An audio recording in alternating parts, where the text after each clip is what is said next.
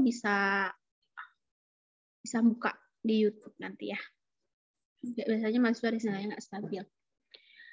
Kemudian yang kelima itu adalah memahami, capaiannya adalah memahami, menjelaskan metode-metode analisis kuantitatif konvensional dan kesalahan-kesalahan dalam pengolahan data analisis. Jadi analisis kuantitatif itu terbagi menjadi dua, konvensional dan modern. Nah, untuk yang kimia analisis, nanti kita mempelajari yang konvensional. Nah, kapan modernnya dipelajari? Yang modern nanti akan kita pelajari di semester berikutnya, yaitu di mata kuliah analisis sediaan farmasi. Kemudian teman-teman harus memahami kaitannya dengan kesalahan-kesalahan dalam pengolahan data analisis. Kemudian memahami dan menjelaskan cara penyiapan sampel dalam analisis. Kemudian memahami dan menjelaskan sifat fisika kimia molekul obat. Di dalam analisis itu kan metodenya banyak ya, tidak hanya satu metode, dua metode, tapi banyak metode. Nah, bagaimana caranya kita memilih metode yang tepat dalam analisis gitu. Misalkan kalian pengen analisis kandungan apa sih paracetamol atau ibuprofen dalam suatu obat gitu ya. Nah, gimana sih metode apa nih yang bisa kita gunakan untuk menganalisis kandungan paracetamol gitu. Nah, untuk memilih metode yang tepat itu kalian harus, salah satunya adalah kalian harus paham betul tentang sifat fisika kimia dari obat yang molekul obat yang akan dianalisis. Kemudian memahami dan menjelaskan metode gravimetri. Memahami dan menjelaskan metode gravimetri. Kemudian selain gravimetri, di sini kita juga mempelajari metode volumetri. Nah, metode volumetri ini terdiri dari beberapa metode, yaitu ada metode titrasi asam basa, titrasi argentometri, titrasi kompleksometri, titrasi iodo-iodimetri, dan titrasi permanganometri. Ini adalah jenis-jenis dari metode volumetri.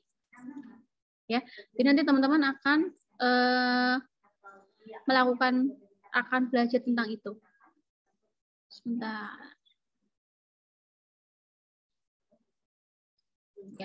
Ya, jadi ini ya, ada argento, ada komplekso, ada iodo, dan mangano. Ada titrasi asam basa. Nah, ini nanti kita masing-masing akan ada praktikumnya. Jadi kalian akan praktikum tentang titrasi asam basa, argentometri, kompleksometri, iodo-iodi, sama permanganometri. Nah, kemudian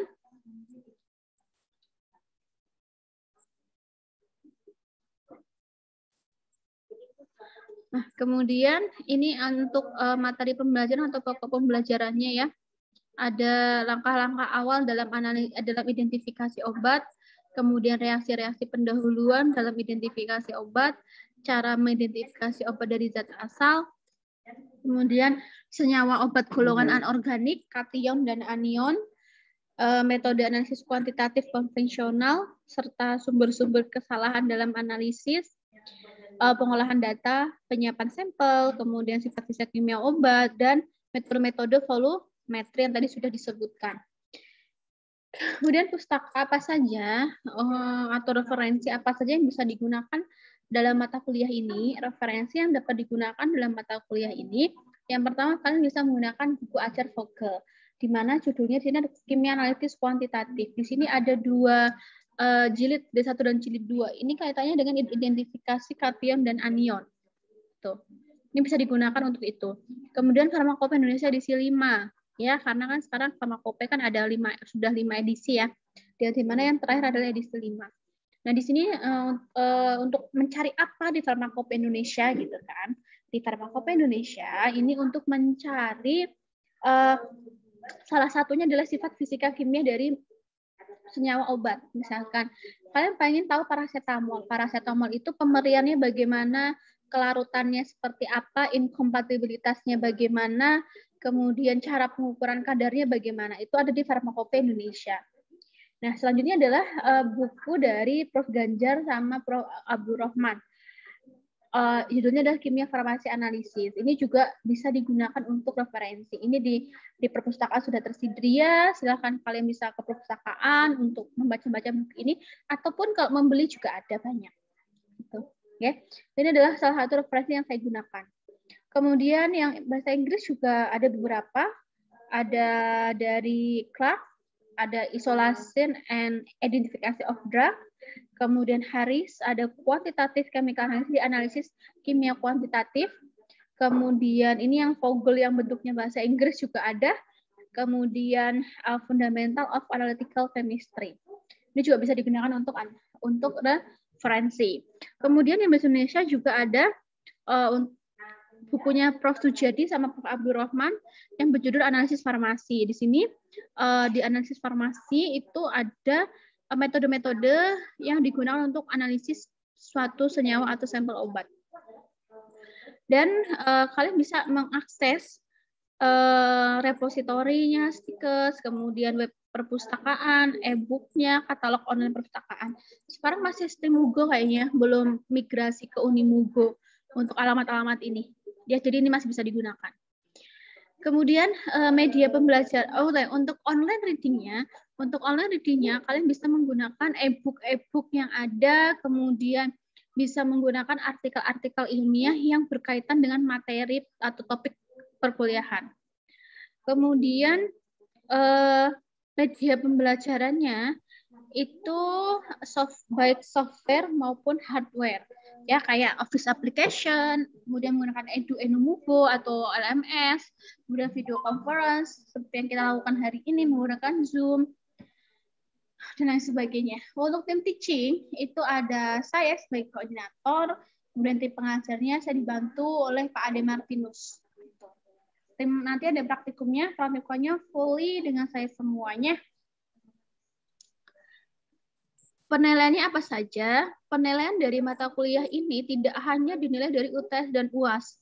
Bagi saya UTS dan UAS itu bukan menjadi parameter satu-satunya untuk mengukur keberhasilan mahasiswa dalam mengikuti pembelajaran ini.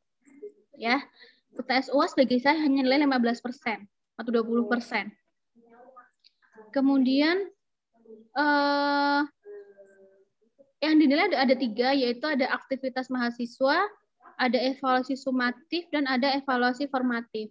Untuk aktivitas mahasiswa itu adalah persentasenya 20%. Apa saja yang dinilai di sini? Yang dinilai di sini itu adalah kehadiran mahasiswa. Ya, kemudian soft skill. Soft skill itu adalah attitude atau sikap dan sifat mahasiswa selama perkuliahan berlangsung. Misalkan sopan santun, tata bahasa, kemudian contoh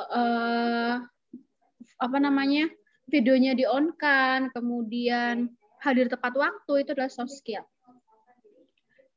Kemudian keaktifan. Ya, keaktifan itu dalam tanya jawab, dalam berdiskusi, itu keaktifan. Dan ada proses praktikum yang dinilai di sini. Kemudian yang kedua adalah penilaian sumatif atau evaluasi sumatif. Di sini persentasenya 50%. Apa saja yang dinilai di dalam sumatif ini? Ada tugas. Tugas itu bisa berupa makalah atau paper, bisa berupa PowerPoint, analisis kasus, analisis jurnal. Itu tugas ya. Kemudian ada penilaian presentasi masuk ke sumatif. Kemudian nilai UTS UAS, nilai ujian lab atau praktikum. Kalau yang ketiga adalah komponen penilaian evaluasi formatif. Di sini persentasenya ada 30%, di mana di sini yang dinilai adalah kuis, ya. Kemudian resume, pretest, dan post-test. Kalau pretest dan post-test itu untuk praktikum. Kuis, resume, refleksi diri itu untuk perkuliahan, ya. Jadi inilah proses penilaian yang akan kalian jalani dan kalian lalui selama 1 semester ini. Gitu ya. Jadi tidak hanya UTS dan UAS. Kalau UTS-nya bagus, UAS-nya bagus, ternyata nggak pernah mengerjakan tugas gitu ya, presentasinya jelek, nggak pernah ngerjain kuis gitu ya, nggak pernah ngumpulin resume, itu pasti nilainya akan jelek. Walaupun UTS UAS-nya bagus. Ya. Tapi kalau UTS UAS-nya biasa-biasa saja, tidak jelek-jelek banget gitu ya, biasa-biasa saja, kemudian rajin mengerjakan tugas, presentasinya aktif, kuisnya selalu bagus nilainya ya, resumnya kalau mengumpulkan itu bisa bagus nilainya. Tapi kalau ternyata kalau UTS UASnya jelek banget, ya walaupun tugas dikerjakan, kuis dikerjakan, tapi kalau ngerjain kuis nilainya jelek-jelek, kemudian resum juga itu bisa aja jelek nilainya. Gitu ya. Ya kalau yang paling bagus ya UTS UASnya bagus, tugasnya selalu dikumpulkan, presentasinya selalu dilakukan, kuis nilainya selalu bagus gitu ya, selalu maksimal nilainya. Resum selalu dikumpulkan. Itu bisa nilainya juga bisa bagus. Nah, jangan lupa mata kuliah ini tuh dibarengi dengan praktikum. Ya. Nah, materinya udah bagus nilainya. Ya, praktikumnya kok anjlok. Itu juga bisa jelek nilainya. Ya. Jadi saling semua komponen itu dinilai, ya. Gitu ya teman-teman ya. Jadi bagi saya UTS POS itu bukan salah satu parameter penilaian. Banyak komponen-komponen lain yang bisa menjadi indikator keberhasilan mahasiswa mengikuti perkuliahan kimia analisis ini. Itu untuk penilaian ya. Kemudian metode pembelajaran apa yang akan kita gunakan selama 1 semester ini? Ada macam-macam metode yang akan kita gunakan. Yang pertama metode ceramah atau lecturer gitu. Dosen menyampaikan materi tatap muka seperti ini, atau misalkan dosen menjelaskan menggunakan video, kemudian diupload videonya di link kanal YouTube-nya dosen, kemudian dibagikan, itu juga bisa. Ya, itu lecturer. Kemudian kita menggunakan metode collaborative learning gitu ya, discovery learning. Di mana nanti collaborative learning itu adalah mahasiswa akan dibentuk kelompok belajar gitu ya. Mahasiswa akan dibentuk kelompok belajar. Kemudian nanti setiap kelompok belajar akan diberikan satu topik mata kuliah. Kemudian dicari materi-materinya, misalnya tentang kelompok 1 bertugas untuk literasi asam basa. Nah itu nanti kalian menelusur berbagai pustaka yang kaitannya dengan literasi asam basa, kemudian berdiskusi dengan teman satu kelompoknya. Setelah itu nanti dibuat paper atau makalah, terus dibuat PPT, terus dipresentasikan. Itu collaborative learning, nanti ada feedback dari teman-teman semuanya, dan ada feedback dari dosennya. Gitu. Nah, kemudian dalam kerja kelompok itu ada penilaian masing-masing mahasiswa. Jadi nanti kalau ada kelompok, nanti akan saya berikan instrumen penilaian, di mana instrumen penilaian itu mahasiswa satu akan menilai mahasiswa yang lainnya. Misalkan satu kelompok itu ada 3 mahasiswa. Nah, yang 2 ini aktif, yang 1 ini udah terima jadi. Nah, itu silakan dinilai jelek. Gitu. Yang menilai temannya sendiri, karena yang tahu aktivitas selama mengerjakan kelompok atau bekerja kelompok adalah temannya. Kalau dosen kan nggak tahu ya, dosen kan tinggal jadinya presentasi, dinilai keaktifan saat presentasi, papernya baik, papernya bagus, menguasai materi kan sudah. Gitu. Nanti proses pengerjaannya itu loh. Yang tahu kan teman satu kelompoknya. Nah, nanti akan saya berikan instrumen penilaian setiap kali ada tugas kelompok. Itu nanti akan menjadi nilai sikap mahasiswa. Gitu. Ya. Kalau memang nggak pernah ikut, Anda nilai jelek aja gitu. Nanti akan nilainya dia di sikap itu akan jelek. Sikap itu ada soft skill, keaktifan itu akan jelek nilai di situ. Gitu ya. Terus nanti ada juga metode discovery learning. Masing-masing mahasiswa diberikan bahan ajar atau materi ajar, kemudian mempelajari sendiri, terus nanti mengerjakan soal, kemudian dikumpulkan, dan nanti mengerjakan kuis atau resum. Nah, itu discovery. Jadi belajar sendiri untuk mengembangkan dari materi yang diberikan oleh dosen. Gitu. Ya, jadi ada berbagai jenis metode yang akan kita gunakan, tapi kalau untuk yang Kim-An tidak ada project based learning atau ada problem based learning nanti. Nanti ada beberapa pertemuan yang nanti akan kita berikan kasus, kemudian kalian menganalisis kasus tersebut, menyelesaikan kasus tersebut, kemudian mempresentasikan. Contohnya misalkan pada saat kuliah kaitannya dengan titrasi asam basa misalkan. Kemudian nanti kalian diberikan kasus gini, seorang analis akan menganalisis, ingin mengetahui kadar paracetamol dalam satu tablet. Tugas mahasiswa adalah metode apa yang tepat untuk analisis tersebut, mengapa memilih metode tersebut, berprosedurnya bagaimana, penyiapan sampelnya bagaimana, pengolahannya bagaimana, cara analisisnya seperti apa. Nanti silahkan dianalisis sifat fisika kimia dari paracetamolnya untuk memilih pelarutnya dan lain sebagainya. Itu namanya problem based learning. Nanti kalian akan diberikan permasalahan, kemudian kalian selesaikan secara berkelompok. Tuh, ya. Kemudian untuk pembagian materinya, sebelum UTS nanti dengan saya semua, setelah UTS nanti dengan Pak Ade semua pembagiannya. Kemudian untuk pembelajaran kita ada 16 kali tatap muka. 8 kali sebelum UTS dan 8 kali setelah UTS. Maybe kalau misalkan dulu semester kemarin itu adalah 14 kali tatap muka ya, dengan 7 kali sebelum UTS dan 7 kali setelah UTS, maka untuk semester ini itu tidak, kita 16 kali tatap muka. Tanpa UTS dan tanpa UAS. Jadi 8 kali tatap muka, kemudian UTS, 8 kali tatap muka, kemudian UAS. Jadi ada 8 kali pertemuan, 8 kali pertemuan. Ya, nanti bingung, kok Bu ini kok 8, harusnya udah UTS misalkan, kan ini udah ke-7 gitu, harusnya kan besok minggu depan UTS itu, enggak ya, 8 kali ya semuanya ya. Oke, kemudian pertemuan pertama nanti kita hari ini akan belajar mengenai betapa pentingnya belajar tentang ilmu analisis. Kemudian nanti akan ada kontrak pembelajaran setelah ini. Kemudian saya akan menjelaskan tentang RPS, rencana pembelajaran semester untuk kimia analisis. Ya, hari ini. Kemudian pertemuan kedua besok kita akan belajar bersama mengenai identifikasi obat sebagai identifikasi pendahuluan, ya untuk analisis kualitatif. Nah, kemudian pertemuan kedua ini, ya ini ada praktikumnya. Kalau di sini tertulis praktikum, maka ada praktikumnya di sini. Gitu ya, ada praktikumnya. Kalau ini ada atasnya ada tulisan 2, kemudian bawahnya 2, artinya adalah pertemuan kedua ini itu akan dipraktikumkan, gitu ya.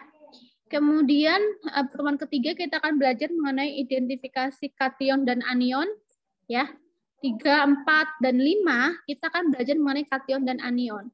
Nah, untuk kation itu akan dipraktikumkan dan untuk anion juga akan dipraktikumkan, gitu. Nah, kemudian untuk pertemuan ke-6 kita akan belajar mengenai metode analisis secara kuantitatif, di mana di sini isinya adalah ada prosedur analisis, kemudian teknik analisis, kemudian metode analisis kuantitatif, gitu. Kemudian pertemuan ke-7 kita akan belajar mengenai kesalahan-kesalahan dalam pengolahan data. Nah, di dalam analisis ini pasti akan terjadi kesalahan-kesalahan gitu ya. Tidak semua data yang kita dapatkan itu akurat, ya kan? Nah, di sini kalian akan belajar bagaimana cara menentukan data tersebut itu bisa diterima atau tidak bisa diterima. Kemudian di dalam analisis itu ada berapa jenis kesalahan. Kemudian kesalahan mana yang bisa diterima dan kesalahan mana yang bisa ditolak.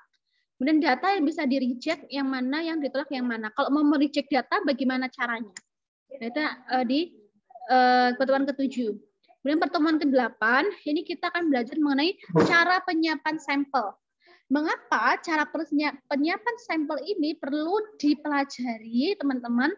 Karena penyiapan sampel ini merupakan salah satu parameter atau tahapan yang sangat penting dalam analisis. Kalau menyiapkan sampelnya salah, maka hasilnya juga akan salah, walaupun metodenya tepat.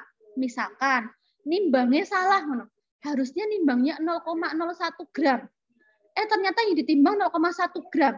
Metodenya udah tepat, gitu kan? Tapi nimbangnya salah, maka hasilnya pun akan salah, kan gitu kan?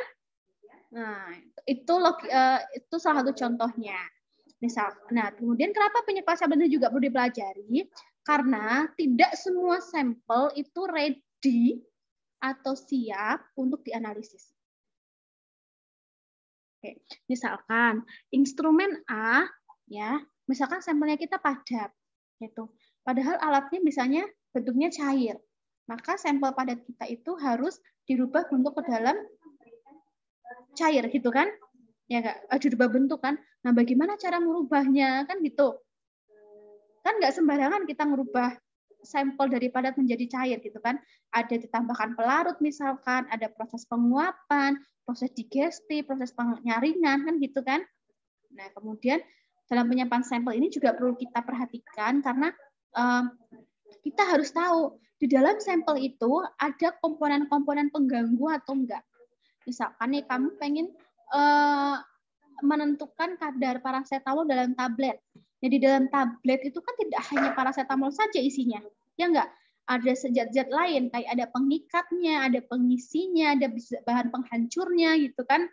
Nah, apakah bahan-bahan tersebut itu bisa mengganggu analisis atau tidak? Nah, kalau misalkan mengganggu ya dihilangkan. Nah, proses penghilangan ini dilakukan di tahapan proses penyiapan sampel. Gitu. Nah, ini kenapa menjadi topik khusus di dalam pertemuan. Topik di dalam satu pertemuan dikhususkan. Kemudian setelah UTS, nah setelah UTS ini adalah metode-metode analisis kuantitatif. Kalau sebelum UTS ini itu lebih ke kualitatif, tapi setelah UTS itu metodenya lebih ke kuantitatif. Nah, sebelum kita memilih metode yang tepat, yang apa, pastinya harus mengetahui sifat fisika kimia dari molekul obat, ya enggak? Nah, apa saja pH-nya, pKa-nya, kelarutannya, larutan buffernya, kemudian koefisien partisi, ya. Kemudian setelah itu nomor 10 adalah metode gravimetri. Nah, metode gravimetri ini yang sangat sederhana sebenarnya. Kemudian mulai dari pertemuan ke-11 sampai dengan pertemuan ke-16 ini akan berbicara mengenai volumetri. 11 nanti ada apa di sini? Literasi asam basa. Kemudian pertemuan 12 ini ada argentometri, pertemuan ke-13 ada apa nih? Ke-13 ada kompleksometri, kemudian ke-15 16 ada permanganometri. 14 iodimetri, 15-16 itu permanganometri. Masing-masing ada praktikumnya sendiri. Nah, ini adalah penugasan-penugasan di bawahnya ya. Kemudian soal UTS UAS-nya nanti pilihan ganda. Menggunakan LMS-nya Edu Unimugo. Ada yang ditanyakan mungkin sebelum kita lanjutkan, silakan. Ada yang ditanyakan mungkin sebelum saya lanjutkan ke kontrak pembelajaran. Izin bertanya, Bu. Mbak siapa? Mbak Firial. Oh, silakan Mbak Firial. Jadi tadi kan di PPT itu ada tulisannya kalau misalnya pertemuan kedua itu langsung praktikum kan, Bu. Kalau misalnya semester sebelumnya kan praktikumnya itu selalu dilakukan di akhir. Jadi teori dulu. Itu berarti memang langsung praktikum ya, Bu? Selang-seling gitu, Bu.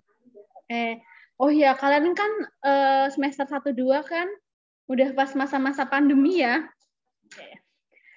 Jadi sebetulnya teman-teman semuanya dari dulu sebelum corona menyerang negara api gitu ya, sebelum corona menyerang ini, sebelum ada pandemi corona, itu kalau praktikum itu teori kemudian teori praktikum gitu. Sebelum pandemi corona ada. Nah, tapi setelah corona ada kan kita nggak mungkin praktikum di lab waktu itu ya. Kita menunggu reda dulu gitu kan. Kemudian kalau praktikum online juga tidak maksimal gitu kan. Nah, sehingga praktikumnya di akhir. Setelah teori semuanya selesai, baru di akhir. Tapi karena sekarang sudah level PPKM 3 nggak salah, ya di mana sudah bolehlah pertemuan tatap muka tapi masih dibatasi gitu kan. Ini nanti misalkan pertemuan kedua nanti teori gitu ya. Nah, praktikumnya tuh belum tentu di minggu itu gitu. Tergantung nanti jadwalnya kapan. Bisa saja praktikumnya mulai di minggu keempat atau kelima gitu. Itu bisa jadi. Cuma urut, dari praktikumnya dari identifikasi obat dulu, terus kation anion gitu. Jadi tidak selalu misalkan minggu kedua ada praktikumnya, di minggu kedua pun praktikumnya, itu tidak selalu Mbak. Jadi bisa aja di minggu keempat atau kelima gitu. Karena kan praktikumnya hanya ada 8 modul, 7 sampai 8 modul, tidak 16 modul. 7 sampai 8 modul. Sehingga kan kalau 16 minggu 16 minggu ya. Ketika praktikum itu kan bisa 7 minggu juga selesai atau 8 minggu juga selesai. Sehingga kan bisa dilakukan minggu ketiga atau keempat, kelima gitu. Gitu Mbak Virial, apakah menjawab pertanyaan? Cukup Bu, terima kasih. Oke, ada lagi yang mau ditanyakan mungkin? Ibu, izin bertanya. Silakan, Mbak. Untuk laporannya bagaimana ya, Bu? Laporan praktikumnya. Untuk praktikum nanti akan kita bahas lebih lanjut di proses asistensi, Mbak. Iya, nanti ada asistensi praktikum sebelum praktikum, misalkan minggu depan mulai praktikum, misalkan minggu keempat mulai praktikum, nanti minggu ketiga ada asistensi. Di mana nanti asistensi itu akan menjelaskan semua tentang praktikumnya, tata tertibnya, kemudian laporannya, kemudian percobaan-percobaan apa yang harus dilakukan, kemudian alat apakah masih perlu membeli alat lain atau bahan lain gitu. Nanti ada proses asistensi, Mbak. Baik, Bu. Terima kasih. Oke, ada lagi?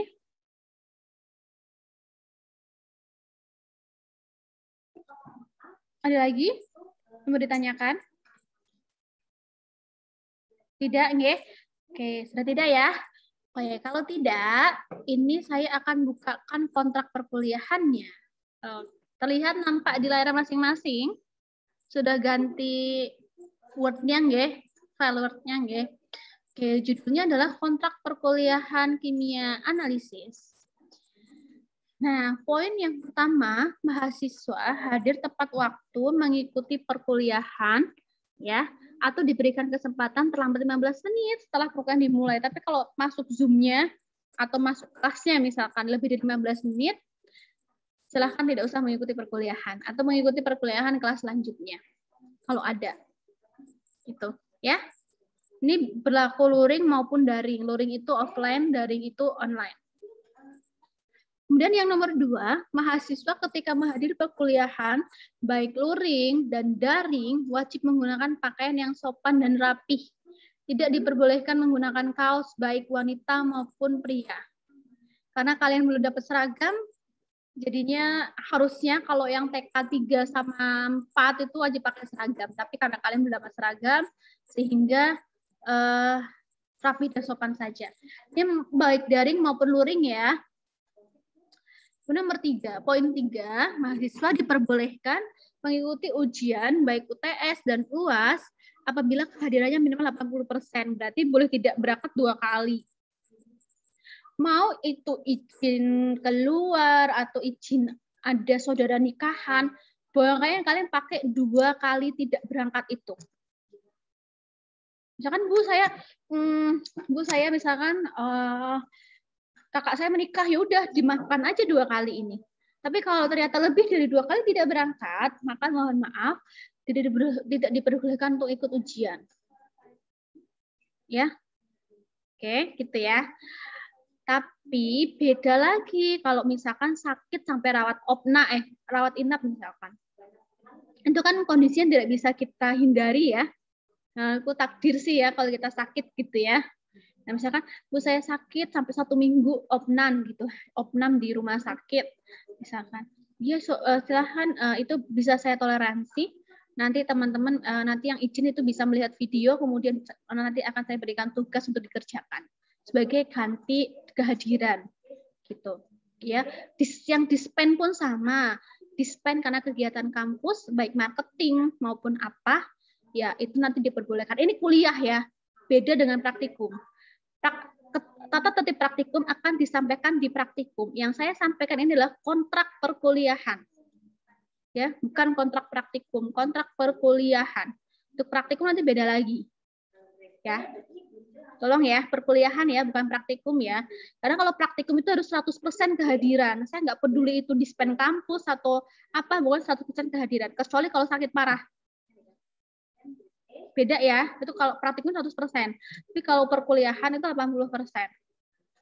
Ya, kemudian mengikuti ujian itu harus menyelesaikan permasalahan administrasi serta harus sudah KRS-an pada mata kuliah kimia analisis. Ya.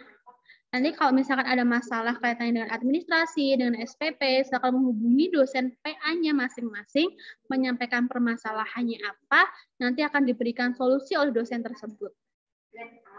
Gitu ya. Oke, kemudian KRS itu dilakukan oleh masing-masing mahasiswa. Ya kan, kemarin beberapa mahasiswa udah bayar lupa KRS-an, kemudian yang KRS-in adminnya itu bukan tugas admin untuk KRS-in mahasiswa, tapi tugas masing-masing dari mahasiswa. Misalkan sudah bayar tapi kok belum bisa KRS-an, ya menghubungi admin prodi. Nanti admin akan menghubungi bagian keuangan. Atau bisa menghubungi dosen PA-nya yang admin prodinya. Gitu. Ya. Semua masalah ada solusinya asalkan dikomunikasikan dan diselesaikan. Soalnya apa harus KRS-an? Soalnya kita kalau nggak KRS-an, kita nggak bisa masukin nilai ke SIMAK, teman-teman. Dosennya nggak bisa masukin nilai ke SIMAK. Tuh, nanti ada beberapa kali mahasiswa nyuruh masukin. Jadi kita nanti bolak-balik masukin SIMAK, itu kan membuang waktu kita. Gitu. Membuang waktu dosen untuk bolak-balik masukin SIMAK. Padahal dosennya kan tidak hanya satu mata kuliah yang dipegang. Kan gitu ya. Jadi biar mudah bagi semuanya. Kemudian yang keempat, mahasiswa mengumpulkan penugasan tepat waktu atau sesuai dengan kesepakatan antara mahasiswa dengan dosen pengampu mata kuliah. Semua pembelajaran kimia analisis menggunakan LMS atau yaitu Edu Unimugo sekarang LMS-nya. Silakan silakan dibuka LMS-nya yang Edu Unimugo sesuai dengan password dan username yang diberikan oleh admin prodi. Gitu ya. Kalau bisa sih saran saya nggak usah diganti-ganti password sama username-nya. Kalau kalian lupa kan kalian masih punya catatannya. Tapi kalau udah diganti, terus kalian lupa gitu kan, nanti susah ya. Itu saran saya sih, tapi itu terserah kalian mau ganti password atau tidak.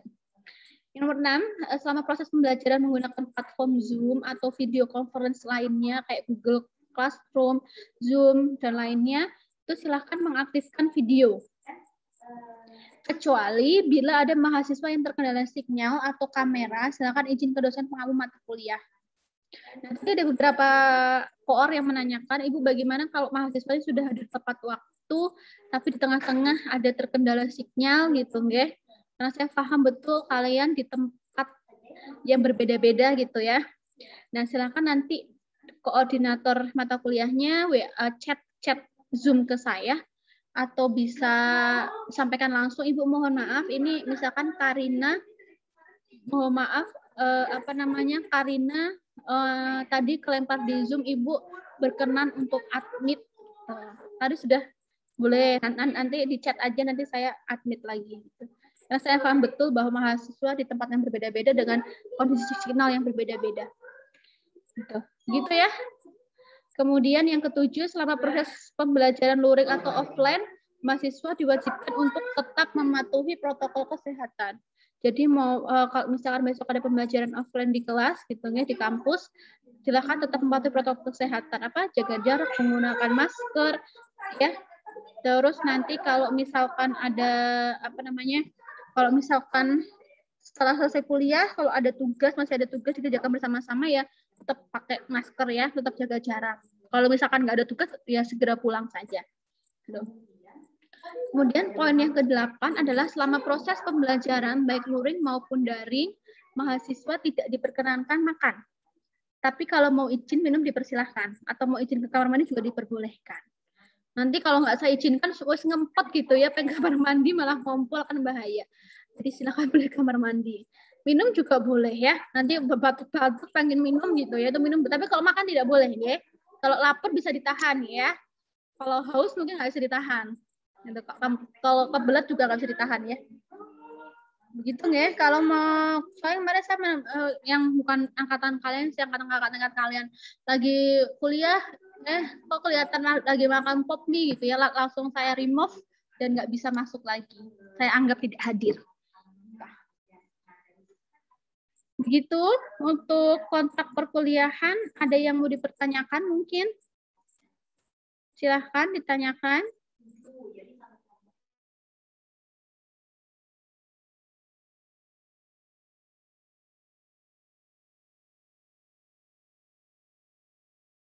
Gimana? Silahkan, ada yang mau ditanyakan mungkin?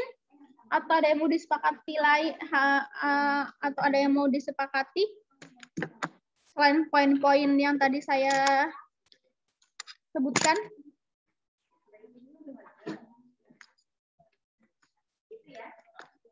Silakan, ada? Kalau tidak ada, akan saya mulai untuk perkuliahannya. Cukup? Cukup ya? Baik, kalau cukup akan saya mulai perkuliahannya. Saya stop share dulu. Kemudian